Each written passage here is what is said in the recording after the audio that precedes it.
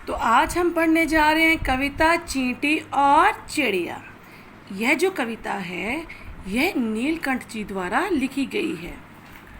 इस कविता में कठोर परिश्रम, धीरज, सहयोग और ईश्वर पे विश्वास के महत्व को बताया गया है। तो आइए इस कविता का हम पठन करते हैं।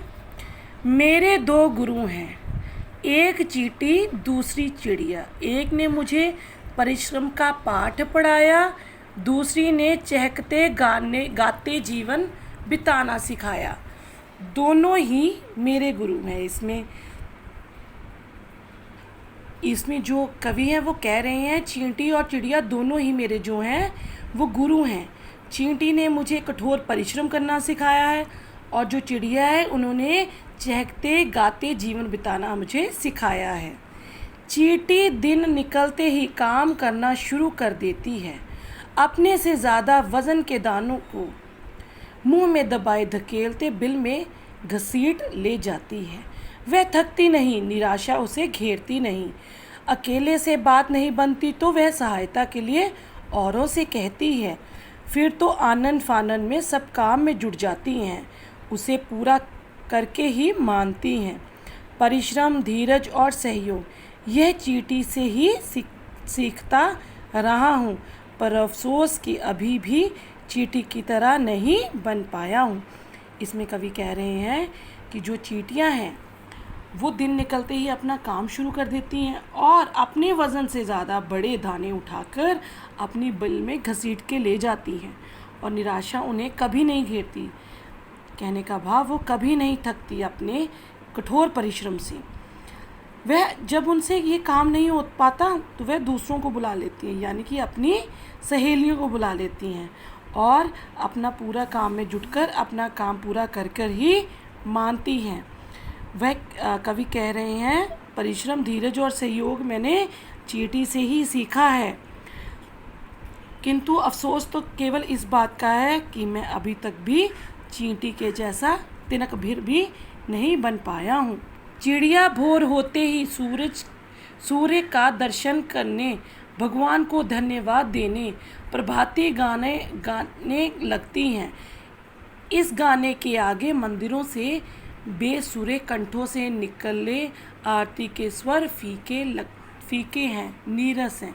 चिड़िया चींटी की तरह संग्रह नहीं करती, वह नित कुआं खोदती है, नित पाती है। कहते हैं कि जो चिड़िया है वो भोर होते ही सूर्य के दर्शन करने, भगवान का धन्यवाद करने के लिए वो जो प्रभाती के गाने यानी कि जो सुबह भजन में जो गाने गाए जाते हैं वो गाने लगती हैं और उनके सामने जो मंदिरों से निकलने वाले जो सुर हैं वो भी बेसुरे लगते हैं, नीरस लगते हैं, यानी कि फीके लगते हैं।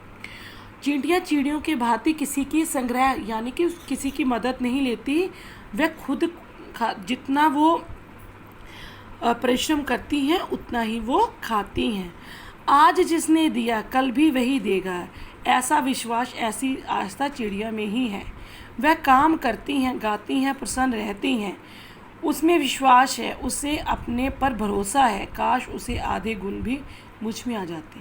यह कहते हैं कि जो चिड़िया है वो विश्वास रखती है, उनके मन में विश्वास है कि जिसने आज तक दिया है वो कल भी देगा और वह अपना काम करती गाती रहती हैं, प्रसन्न रहती हैं, उन्हें भगवान पर पूरा भरोसा है। तो कवि कह रहा है काश उसके आधे गुण भी मेरे में आ जाते। आस्थाहीन मनहूस दुनिया को मेरे दो गुरु हैं, एक चिड़ी एक दूसरी चिड़िया। कहते कि यदि इनके थोड़े गुण भी मेरे में आ जाते तो ये आलस भरी आस्थाहीन जिनमें विश्वास ना हो, इस जो मनहूस दुनिया है उसको मैं थोड़ा बहुत बदल देता। मेरे दो ही गुरु हैं, एक चींटी दूसरी चिड़िया।